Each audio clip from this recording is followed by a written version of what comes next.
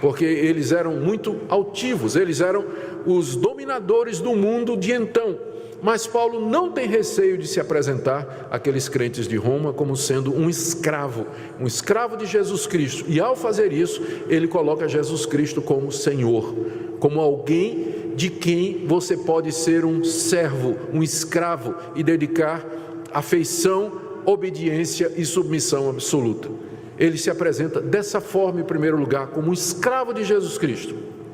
Segunda qualificação que Paulo traz aqui para os seus leitores é que ele foi chamado para ser apóstolo. E é de propósito que ele diz isso. Não foi ele que se constituiu um apóstolo, mas ele foi chamado por Deus para ser um apóstolo. A palavra apóstolo significa alguém que é enviado.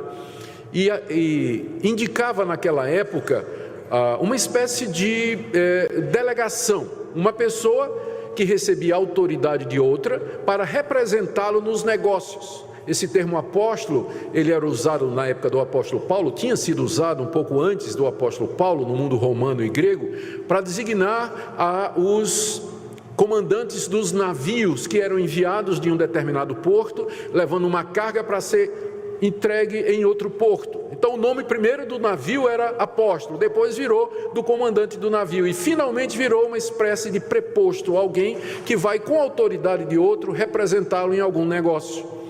Cristo instituiu apóstolos, pessoas que ele chamou e a quem deu a representação de si mesmo, deu poderes especiais, missão especial, deu uma tarefa específica, e Paulo diz que ele é um desses apóstolos.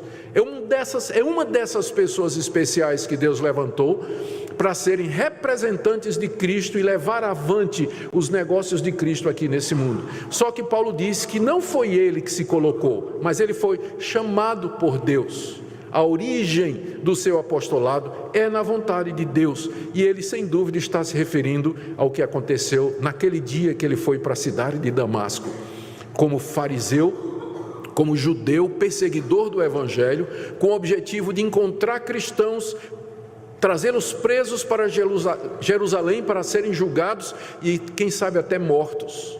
E no caminho de Damasco, nessa missão que ele tinha recebido da alta liderança dos judeus, Cristo aparece a Paulo no caminho.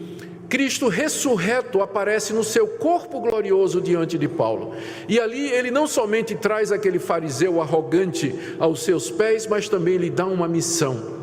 E diz: eu te levantei para serdes a minha voz e o meu representante em todas as nações do mundo.